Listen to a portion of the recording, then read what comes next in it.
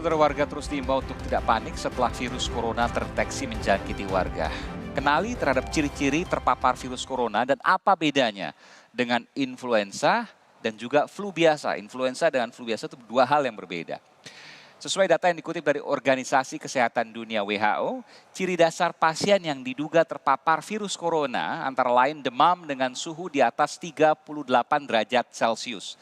Diikuti batuk, hanya batuk, termasuk pernafasan yang cepat dan tidak teratur, tanpa hidung yang meler. Sementara mereka yang terpapar influenza dapat dikenali dengan ciri dasar demam, batuk, hidung meler, dan bersin-bersin.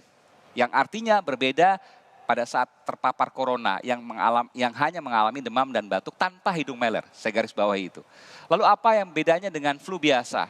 Pertama, tidak menimbulkan demam pada flu biasa, namun batuk, hidung tersumbat, bersin, dan biasanya diikuti dengan tenggorokan yang sakit atau ketika parah dikatakan sebagai radang tenggorokan. Anda menilai hal yang sama juga, jadi memang virus corona ini berbeda. Dia bukan hidung meler, karena kalau sekarang orang sudah panik. Hidung meler, demam, lebih dari 3 hari, langsung kemudian ke RSPI Sulianti Saroso atau Rumah Sakit Persahabatan. Sungguhnya tidak perlu. Saran saya adalah bagi mereka yang merasa memiliki gejala-gejala seperti itu, jangan panik, jangan langsung berangkat ke rumah sakit. Oke. Karena apa? Kalau semua orang melakukan itu, rumah sakitnya penuh. Dan seandainya betul-betul terpapar virus itu, dia sumber penularan virus itu, dalam perjalanan dia akan risiko menularkan penyakit. Kalau benar-benar corona misalnya, atau penyakit yang lain. Gitu. Jadi saran pertama adalah isolasi diri. Jangan banyak-banyak bergaul dengan orang lain, termasuk dengan orang-orang di rumah. Jadi berdiam dirilah di kamar. Pertanyaannya misalnya demamnya lebih dari 3 hari, mendekati seminggu. Kan kalau diam sendiri di rumah juga nggak nyaman juga. Saya harus berobat ini.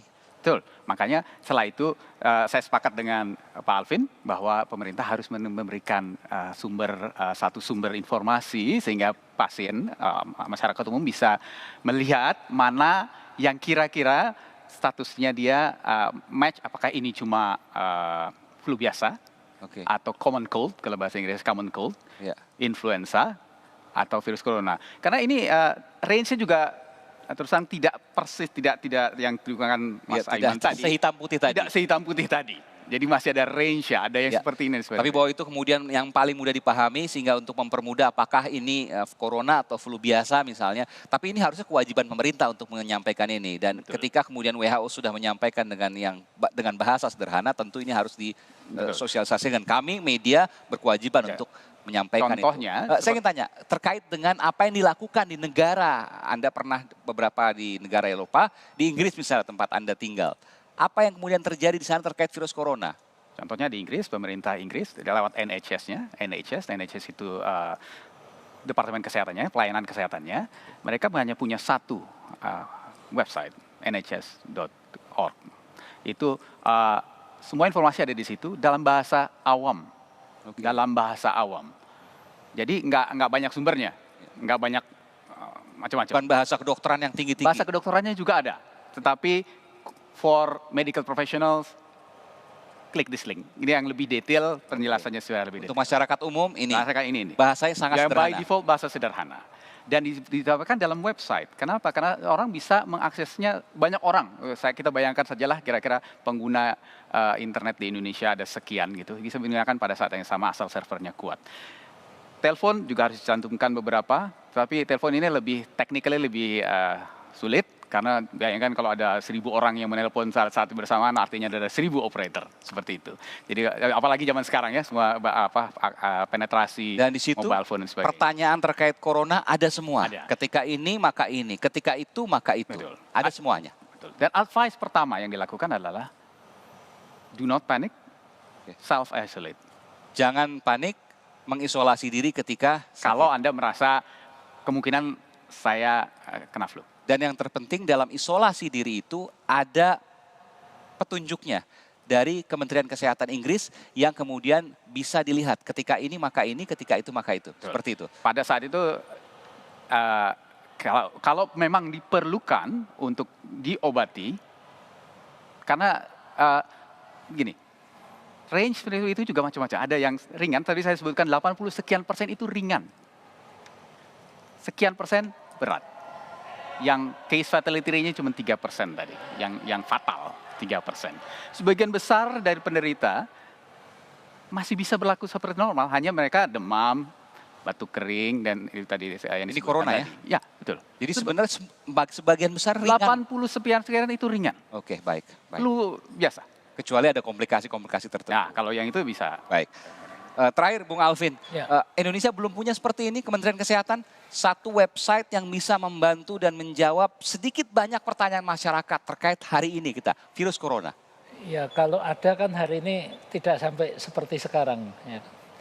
Jadi bisa menggunakan website, Ya. website, media sosial, WhatsApp, kerjasama dengan operator seluler, plus SMS, kerjasama dengan BPJS, data BPJS ada, semua peserta BPJS itu juga ada emailnya mungkin atau alamatnya, dikirim surat, dikirim SMS, WhatsApp, sehingga masyarakat itu punya suatu sumber informasi yang kredibel, resmi, akuntabel, dan juga update.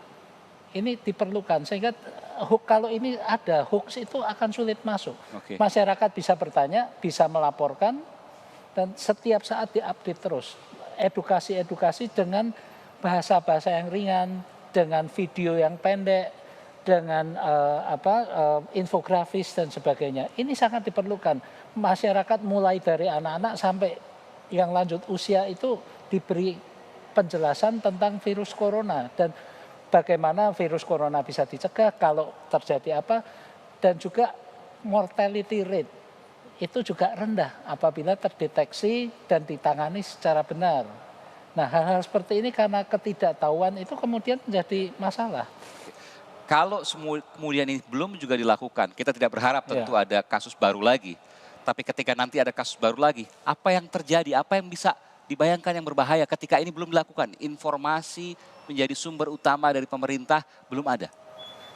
Ya, saya khawatir hoax ini akan terus berkembang. Ya, kita dengar dari si A, si B, kemudian kita padukan sendiri, analisis sendiri, masukkan opini sendiri, sebarkan pada orang lain, itu lebih berbahaya lagi. Dan efeknya bisa sembako, masker, sebetulnya dan sebagainya. sebetulnya ini kan pengalaman ini bisa kita terapkan nanti untuk yang lain-lain juga. Jadi harus sigap sejak awal mengantisipasi, berikan satu sumber informasi yang akuntabel, yang kredibel, mudah dihubungi publik, menggunakan bahasa yang dipahami awam. Baik, terima kasih. Bung Alvin Lee, Komisioner Ombudsman, dan juga Bung Dono Widiatmoko, pengurus Ikatan Kesehatan Masyarakat Indonesia di bidang globalisasi kesehatan. Terima kasih sekali lagi, dan tadi juga ada Komisaris Besar Polisi Yusri Yunus, Kabid Humas Polda Metro Jaya. Terima kasih Bung Dono, Bung Alvin, dan semoga pesan dari Bung Alvin untuk pemerintah segera membentuk atau segera membuat satu kanal khusus, entah itu website, entah itu media Pusat sosial, informasi krisis. pusat informasi krisis terkait corona, agar informasi jelas kepada masyarakat, pertanyaan juga bisa masuk, dan kemudian bisa langsung dijawab secara jelas untuk menghindari hoax yang bisa berefek kemana-mana, termasuk ke sembako, pembelian yang berlebih, masker, dan lain sebagainya. Terima kasih sekali lagi, dan kami akan segera kembali, saudara, dengan